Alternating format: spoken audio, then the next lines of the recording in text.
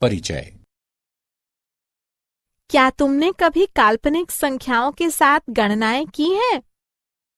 काल्पनिक संख्याएं क्या होती हैं? आज अध्यापिका जी ने हमें काल्पनिक संख्याओं के बारे में पढ़ाया। हम सम्मिश्र संख्याओं की सहायता से काल्पनिक संख्याओं को समझ सकते हैं। और सम्मिश्र संख्याएं क्या होती हैं? एक सम्मिश्र संख्या वह संख्या होती है जिसमें एक वास्तविक भाग और एक काल्पनिक भाग होता है। क्या तुम सम्मिश्र संख्याओं के बारे में जानना चाहती हो? हाँ, कृपया मुझे बताओ। ठीक है, आओ मैं तुम्हें विस्तार से बताऊं। परिचय। क्या तुमने कभी काल्पनिक संख्याओं के साथ गणनाएं की हैं? काल्पनिक संख्याएं क्या होती हैं? आज अध्यापिका जी ने हमें काल्पनिक संख्याओं के बारे में पढ़ाया। हम सम्मिश्र संख्याओं की सहायता से काल्पनिक संख्याओं को समझ सकते हैं। और सम्मिश्र संख्याएं क्या होती हैं? एक सम्मिश्र संख्या वह संख्या होती है जिसमें एक वास्तविक भाग और एक काल्पनिक भाग होता है। क्या तुम सम्मिश्र संख्याओं के बारे में जानना चाहती हो? हाँ, कृपया मुझे बताओ। ठीक है, आओ मैं तुम्हें विस्तार से बताऊं। उद्देश्य। इस पाठ के अंत में आप निम्न करने में सक्षम हो जाएंगे: सम्मिश्र संख्याओं को परिभाषित करना, सम्मिश्र संख्याओं की बीजगणित की व्याख्या करना, आयोटा की घात की व्याख्या करना, ऋणात्मक वास्तविक संख्याओं के वर्गमूल की व्याख्या करना, सम्मिश्र संख्याओं की सर्वसमीकाओं को जानना, सम्मिश्र संख्या के संयुग्मी और मापांक को लिखना, सम्मिश्र संख्या के ध्रुवीय निरूपण को समझना। सम्मिश्र संख्याएं। कोई सम्मिश्र संख्या निम्न का एक संयोजन होती है: एक वास्तविक संख्या और एक काल्पनिक संख्या। वास्तविक संख्याएं ही होती हैं, जैसे 1, 12.38 घटा 0.54, 3/4, 2 का वर्गमूल। काल्पनिक संख्याएं विशिष्ट होती हैं क्योंकि जब उन्हें वर्ग किया जाता है तो उनसे एक ऋणात्मक परिणाम प्राप्त होता है। एकांक काल्पनिक संख्या 1 है, अर्थात आयोटा जो ऋण 1 का वर्गमूल होती है। a जमा b आयोटा एक सम्मिश्र संख्या है, वास्तविक संख्या और काल्पनिक संख्या का संयोजन। उदाहरण: 1 जमा आयोटा 39 जमा 3 आयोटा, ऋण 2 जमा पाई आयोटा 2 का वर्गमूल जमा आयोटा बटे 2। सम्मिश्र संख्याओं की बीजगणित यानी जोड़। दो सम्मिश्र संख्याओं a जमा b आयोटा और c जमा d आयोटा के जोड़ को इस प्रकार परिभाषित किया जाता है: a जमा b आयोटा जमा c जमा d आयोटा बराबर a जमा c जमा b जमा d आयोटा। यह समूहन जैसे पदों के समान है। वास्तविक भागों को वास्तविक भागों में जोड़ा जाता है और काल्पनिक भागों को काल्पनिक भागों में जोड़ा जाता है। सम्मिश्र संख्याओं के जोड़ के लिए गुणधर्म। दो सम्मिश्र संख्याओं का योगफल एक सम्मिश्र संख्या होता है। यह गुणधर्म संवरक नियम कहलाता है। सम्मिश्र जोड़ क्रम विनिमय है। किन्हीं भी दो सम्मिश्र संख्याओं Z1 और Z2 के लिए Z1 जमा Z2 बराबर Z2 जमा Z1। सम्मिश्र जोड़ सहचर्य है। किन्हीं भी तीन सम्मिश्र संख्याओं Z1, Z2, Z3 के लिए Z1 जमा Z2 जमा Z3 बराबर Z1 जमा Z2 जमा Z3। सम्मिश्र संख्याओं के लिए प्रतिलोम। सम्मिश्र संख्याओं के समुच्चय के प्रत्येक तत्व Z बराबर x जमा आयोटा y का एक प्रतिलोम तत्व घटा Z बराबर घटा x घटा आयोटा y होता है। सम्मिश्र संख्याओं की बीजगणित यानी अंतर। दो सम्मिश्र संख्याओं Z1 और Z2 का अंतर है Z1 घटा Z2 बराबर Z1 जमा Z2। उदाहरण के लिए 4 जमा 2 आयोटा घटा 7 घटा आयोटा बराबर 4 जमा 2 आयोटा जमा घटा 7 जमा आयोटा बराबर घटा 3 जमा 3 आयोटा। इसी प्रकार 6 घटा आयोटा घटा 4 जमा 2 आयोटा बराबर 6 घटा आयोटा जमा घटा 4 घटा 2 आयोटा बराबर 2 घटा 3 आयोटा। सम्मिश्र संख्याओं की बीजगणित। गुणन। दो सम्मिश्र संख्याओं Z1 और Z2 का गुणन है AC घटा BD जमा AD जमा BC आयोटा। दो सम्मिश्र संख्याओं का गुणन एक सम्मिश्र संख्या होता है। इस गुण को संवर्ग नियम कहते हैं। सम्मिश्र गुणन क्रम विनिमय होता है। किन्हीं भी दो सम्मिश्र संख्याओं Z1 और Z2 के लिए Z1 गुणा Z2 बराबर Z2 गुणा Z1। सम्मिश्र गुणन सहचर्य होता है। किन्हीं भी तीन सम्मिश्र संख्याओं Z1 Z2 Z3 के लिए Z1 गुणा Z2 गुणा Z3 बराबर Z1 गुणा Z2 गुणा Z3। सम्मिश्र गुणन के लिए प्रतिलोम। सम्मिश्र संख्याओं के समुच्चय के प्रत्येक तत्व Z बराबर x जमा आयोटा y का एक प्रतिलोम तत्व 1/z या z का प्रतिलोम होता है। वितरण नियम। किन्हीं भी तीन सम्मिश्र संख्याओं Z1 Z2 Z3 के लिए Z1 गुणा Z2 जमा Z3 बराबर Z1 गुणा Z2 जमा Z1 गुणा Z3। Z1 जमा Z2 गुणा Z3 बराबर Z1 गुणा Z3 जमा Z2 गुणा Z3।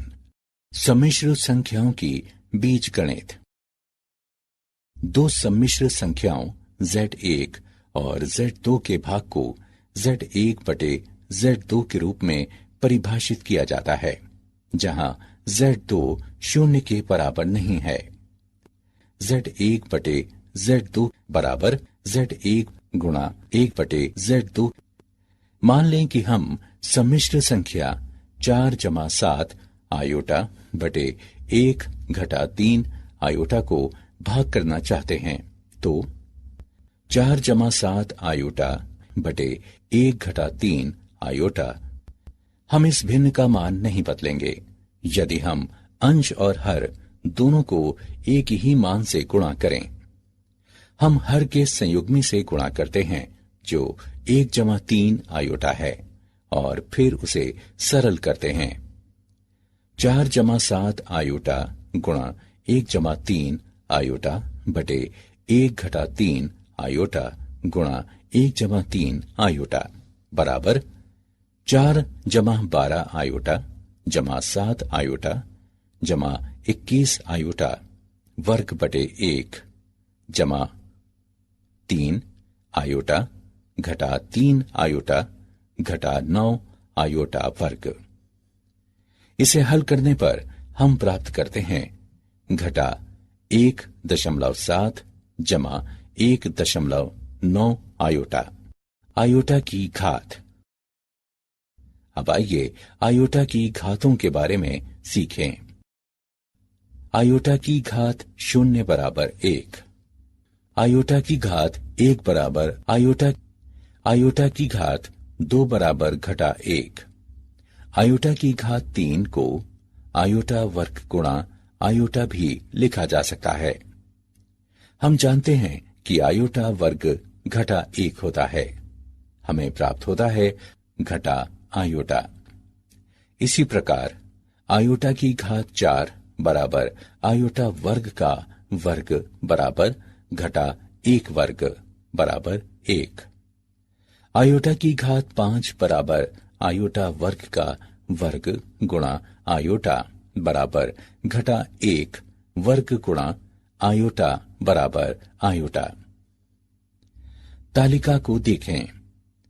हम देख सकते हैं कि आयोटा की घात 4m बराबर 1, आयोटा की घात 4m जमा 1 बराबर आयोटा, आयोटा की घात 4m जमा 2 बराबर घटा 1, आयोटा की घात 4m जमा 3 बराबर घटा आयोटा, जहां m बराबर 0, 1, 2, 3 और इसी प्रकार आगे तक।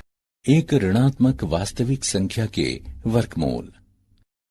घटा 1 के वर्गमूल है आयोटा घटा आयोटा। इस प्रतीक का अर्थ आयोटा है। एक समीकरण x वर्ग जमा 1 बराबर 0 लें। हम देख सकते हैं कि इसके हल आयोटा और घटा आयोटा हैं।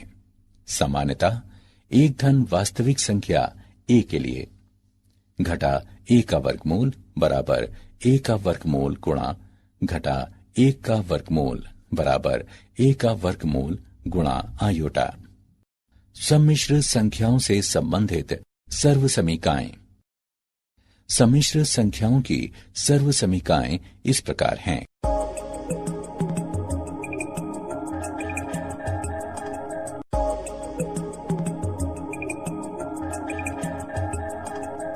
एक सम्मिश्र संख्या का मापांक और संयुग्मी।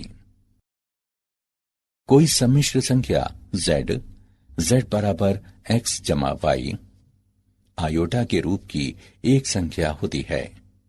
इसका संयुग्मी z बार जिस रूप की एक संख्या होती है वो है z बार बराबर x घटा y आयोटा।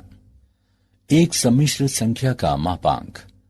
एक सम्मिश्र संख्या इसके सम्मिश्र संयुग्मी से गुणनफल एक वास्तविक धन संख्या होता है, अर्थात z गुणा z बार बराबर x जमा आयोटा, y गुणा x घटा आयोटा y बराबर x वर्ग जमा y वर्ग, और इसे प्रायः लिखा जाता है z गुणा z बार बराबर z के मापांक का वर्ग बराबर x वर्ग जमा y वर्ग, जहां z का मापांक x वर्ग जमा y वर्ग का वर्गमूल है।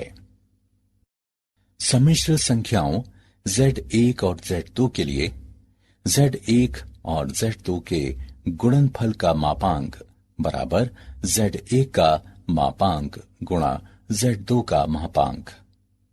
z1 बटे z2 का मापांक बराबर z1 का मापांक बटे का मापांक z2।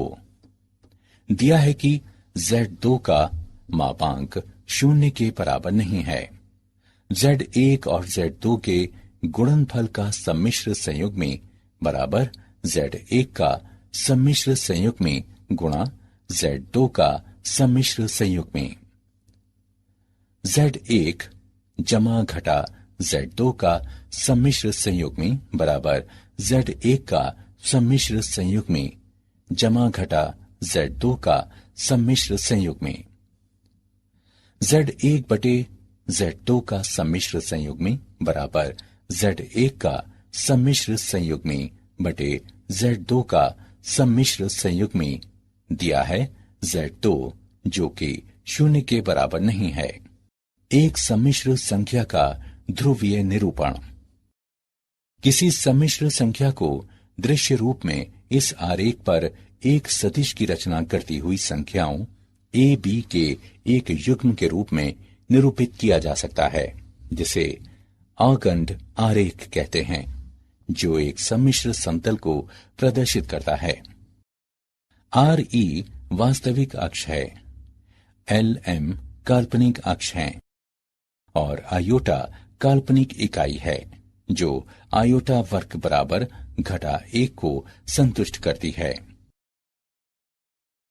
ध्रुवीय निरूपण में एक सम्मिश्र संख्या z को दो मानदंडों r और थीटा में निरूपित किया जाता है। मानदंड r सम्मिश्र संख्या का मापांक होता है और मानदंड थीटा x अक्ष की धनात्मक दिशा के साथ कोण है। एक सम्मिश्र संख्या का ध्रुवीय रूप है z बराबर r गुणा cos थीटा जमा आयोटा साइन थीटा। सम्मिश्र संख्याओं की गुणा व भाग करने में ये निरूपण बहुत उपयोगी है। क्या आप जानते हैं, सम्मिश्र संख्याओं का उपयोग कई वैज्ञानिक क्षेत्रों में किया जाता है, जिनमें इंजीनियरिंग, विद्युत चुंबकत्व, क्वांटम, व्यावहारिक गणित और कियास सिद्धांत शामिल हैं। इतालवी गणितज्ञ जेरोलेमो कार्डेनो पहले ऐसे व्यक्ति हैं जिन्होंने सम्मिश्र संख्या का प्रयोग किया। 16वीं सदी में धन समीकरणों के हल ज्ञात करने के अपने प्रयासों में वो सम्मिश्र संख्याओं को कल्पित कहते थे।